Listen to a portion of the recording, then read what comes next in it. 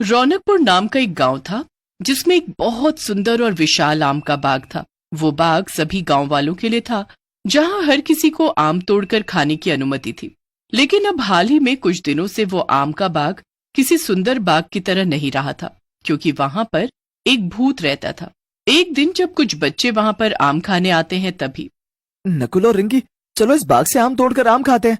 सुना है यहाँ के आम बहुत ही स्वादिष्ट और रसीले होते हैं। हाँ चिंटू और रिंकी, मेरे बाबूजी कहते हैं कि जब वो छोटे थे तभी वो इस गांव में आकर आम तोड़कर खाया करते थे। ये बाग हम सभी गांव वालों का बाग है, इसीलिए यहाँ पर सभी आकर मुफ्त में मजे से आम खा सकते हैं। चलो फिर नेकी और पूछ पूछ जल्दी जल्दी टूट पड़ते हैं इस बाग के ताजे और मजेदार आमों पर। सभी बच्चे उस बाग के आमों को तोड़ने लगते हैं और उन्हें खुशी से आनंद उठाते हुए खाने लगते हैं। लेकिन तभी अचानक से उस बाग का दरवाजा अपने आप बंद हो जाता है। अरे बाप रे, ये क्या? ये मुख्य दरवाजा तो बंद हो गया। अरे, हम इस बाग से बाहर कैसे जाएंगे? मुझे तो बहुत डर लग रहा है। सूर्यास्त भी हो चुका है, अभी थोड़ी देर में अंधेरा भी हो जाएगा। दोस्तों, इस बाग की ये दीवारें भी कितनी ऊंची हैं। हम तीनों चाहकर भी इन दीवारों को पार करके यहाँ से बाहर नहीं निकल पाएंगे। काश हम बच्चे नहीं होते और बड़े होते, तो हमारा कद भी बड़ा होता और हम इन दीवारों को पार करके बड़ी ही आसानी से चले जाते। हाँ यार रिंकी, हमारे तो घर पर भी नहीं पता कि हम तीनों यहाँ पर हैं। तभी अचानक से उन तीनों को किसी की डरावनी हंसी की आवाज सुनाई देने लगती है और तीनों डर के मारे कांपने लगते हैं। ये आवाज कहाँ से आ रही है? कहीं ये हंसने की आवाज किसी भूत की तो नहीं?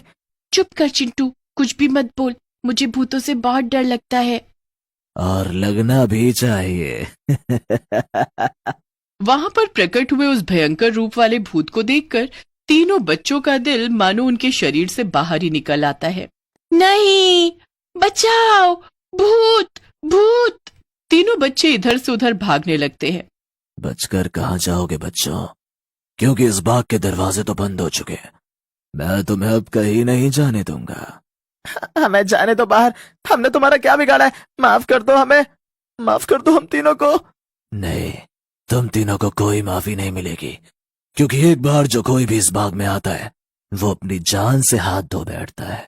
इस बाग में जितने भी आम के पेड़ हैं उन सब पर लटके हुए आम कोई फल नहीं बल्कि इंसान है, जिन्होंने तुम तीनों की तरह इस बाग में, मेरे बाग में आने की जुर्रत की, और उन्हें मैंने उनकी उस जुर्रत के कारण सजा के तौर पर आम के फल में बदल दिया। क्या? इसका मतलब अब आप हमें भी आम के फल में बदल दोगे? सही समझा बच्चे, तो तैयार हो जाओ आम के फल में बदलने के लिए, जिसके बाद तुम तीनों फिर कभी इंसान नहीं बन पाओगे। नहीं नहीं। वो भूत उन तीनों बच्चों को अपनी काली शैतानी शक्तियों से आम के फल में तब्दील कर देता है और चिंटू, रिंकी और नकुल तीनों आम बनकर पेड़ पर लटके रह जाते हैं। बचाओ, हमें फिर से इंसान बना दो, हमें फिर से इंसान बना दो। हमसे बहुत बड़ी भूल हो गई जो हम इस बाग में आए। तुम तीनों अब आम बनकर चाहे जितना गला फाड़ कर चिल्लाना है चिल्ला लो, लेकिन कोई भी तुम्हारी आवाज नहीं सुन पाएगा सिवाय मेरे। अब तुम तीनों को कोई नहीं बचाने वाला। ऐसे ही जो कोई भी उस आम के बाग में आम तोड़ने जाता है, वो बाग के अंदर रहने वाला भूत उस व्यक्ति को आम के फल में बदल देता है और इसलिए धीरे धीरे गांव से कई सारे अचानक से गायब होने लगते हैं। गांव वालों को लगता है कि उन्हें कोई अगवा करके ले गया होगा, लेकिन असल में तो वो सब बाग में आकर अपनी जान गंवा देते हैं। न जाने हमारे बच्चे कहाँ चले गए। 4 दिन से लापता है। न चिंटू का पता है, न रिंकी का और न नकुल का। मेरी बीवी भी लापता है। न जाने कहाँ गायब हो रहे हैं सारे के सारे गांव वाले। पुलिस भी ढूंढ नहीं पा रही है किसी को भी। मुझे तो बहुत डर लग रहा है। लगे भी क्यों ना, अब तो घर से बाहर निकलने में भी डर लग रहा है। ऐसे अचानक से कोई भी गायब हो रहा है, ये कोई छोटी बात नहीं है, ये अपने आप में ही एक गंभीर सी बात है। सभी गांव वाले काफी परेशान हो जाते हैं। वहीं पुलिस और मुखिया जी भी कुछ नहीं कर पा रहे थे। करते भी कैसे, क्योंकि सारे गायब हुए लोग तो अब इंसान से आम बन चुके थे। उसी गांव में एक आम वाला रहता है जिसका नाम मंगू होता है। मंगू जिस बाग से आम तोड़ा करता था, अब उस बाग का मालिक इतने सालों बाद फिर से आ चुका था, जिस कारण अब मंगू के लिए एक तरह से मुसीबत खड़ी हो जाती है। ओफो, अब मैं क्या करूं? इस बाग का मालिक तो अब फिर से लौट आया है विदेश से। मुझे तो लगा था कि आराम से आएगा और 5-6 सालों बाद। खैर, मैं हार नहीं मानूंगा। आम का सीजन चल रहा है, अभी ही आम की बिक्री होगी। मुझे कोई और बाग ढूंढना होगा जहां से मैं आम तोड़ सकूं और बेच सकूं। लेकिन कहाँ? तभी मंगू बाग की तलाश करते करते उस बाग तक पहुंच जाता है जिसमें वो भूत रहता है।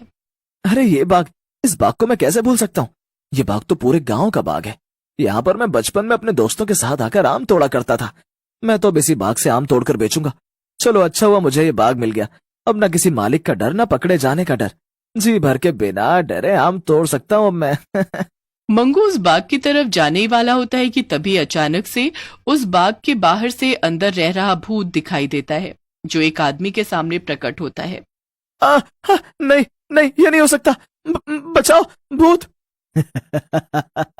तो अब बचकर नहीं भाग सकता है। इस बाग में आने की गलती की है तूने। जो कोई भी इस आम के बाग में आएगा उसे अपनी जान गंवानी होगी। अब तेरा भी वही हाल करूंगा जो मैंने बाकी लोगों का किया है। अब मैं तुझे भी एक इंसान से आम बना दूंगा। क्या क्या इसका मतलब इस आम के बाग में भूत रहता है और वो इंसानों को आम बना देता है? मंगू अपनी आंखों से देखता है कि कैसे वो भूत उस आदमी को अपनी बुरी शक्तियों से आम बना देता है और वो आदमी वाकई में पेड़ पर टंग जाता है। आम आदमी के बारे में सुना था मैंने, लेकिन यहाँ तो सच में इंसान आम बन रहा है। ये सब क्या हो रहा है? मुझे तो सच में कुछ समझ नहीं आ रहा।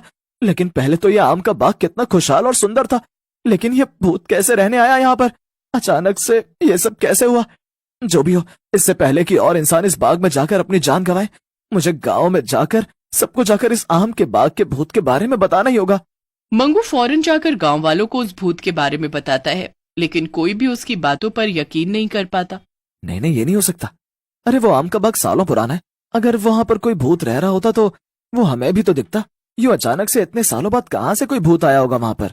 हाँ सही कह रहा है ये। देखो मंगू, तुम हम सबको यूं इस तरह झूठी खबर देकर बेवकूफ मत बनाओ, वरना इसका अंजाम सच में बहुत बुरा होगा। ओफ, ये आप कैसी बातें कर रहे हैं भाई साहब? मैं भला आप लोगों को बेवकूफ क्यों बनाऊं? मैं सच कह रहा हूं, मेरा यकीन कीजिए। मैंने स्वयं अपनी आंखों से देखा है कैसे उस भूत ने अपनी काली शक्तियों से उस आदमी को एक आम बना दिया। हे भगवान, अगर तुम सच में ये झूठ नहीं कह रहे हो, इसका मतलब तो यही हुआ कि हमारे परिवार वाले भी उस आम के बाग में जाकर आम बन चुके हैं। नहीं, ऐसा नहीं हो सकता। अब हम क्या करेंगे? कैसे बचाएंगे अपने परिवार को? अब तो उस भूत को खत्म करने का एकमात्र उपाय ही है।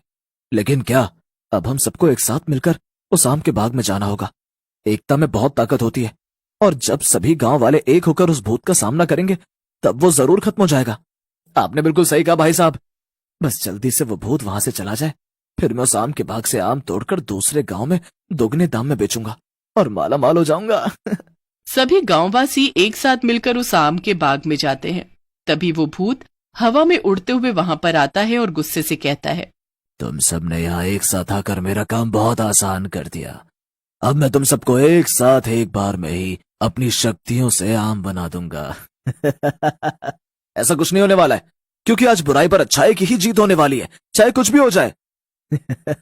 ये तो तुम्हारा भ्रम है। जैसे मैंने तुम्हारे बच्चों और परिवार वालों को आम बना दिया, वैसे ही मैं अब तुम सबको भी आम बना दूंगा। बहुत सालों पहले मेरी एक एक्सीडेंट में मौत हो गई थी, लेकिन मुझे आम खाना बहुत पसंद था, इसीलिए मेरी जान आम में ही अटकी रही और मैं मरने के बाद अब यहीं रहने लगा। और जो कोई भी यहाँ पर आम तोड़ने आता, मैं उसे अपनी भूतिया शक्तियों से एक आम में परिवर्तित कर देता, और ये सिलसिला आज तक जारी है। क्या? अब जब मैं तुम सबको एक साथ आम बना दूंगा तो इस गांव में ज्यादा लोग नहीं बचेंगे और कोई इस बाग में आकर आम नहीं खाएगा, क्योंकि ये सारे के सारे आम सिर्फ मेरे हैं। ये बाग मेरा है। ये तुम्हारी गलतफहमी है, क्योंकि पिछले 100 साल से ये बाग पूरे गांव का ही है। यहाँ जिसकी मर्जी वो आकर आम तोड़कर खा सकता है। जैसे ही भूत अपनी शक्तियों से उन सबको आम बनाने जा रहा होता है, वैसे ही वो सब एक दूसरे का हाथ पकड़कर उस भूत को चारों तरफ से घेर लेते हैं और भगवान का नाम जपने लगते हैं। नहीं नहीं, मैं तुम सबको नहीं छोड़ूंगा। लौटूंगा, जरूर लौटूंगा मैं। ये आम का बाग मेरा है, सिर्फ मेरा। जिसे सुनकर उस भूत के कान से खून निकलने लगता है और वो अब मिट्टी में बदलने लगता है। उस भूत के अंत के बाद सभी आम बने हुए इंसान अब फिर से इंसान बन जाते हैं और वो बाग अब फिर से खुशहाल हो जाता है और गांव में उस बाग के भूत का खौफ भी मिट जाता है।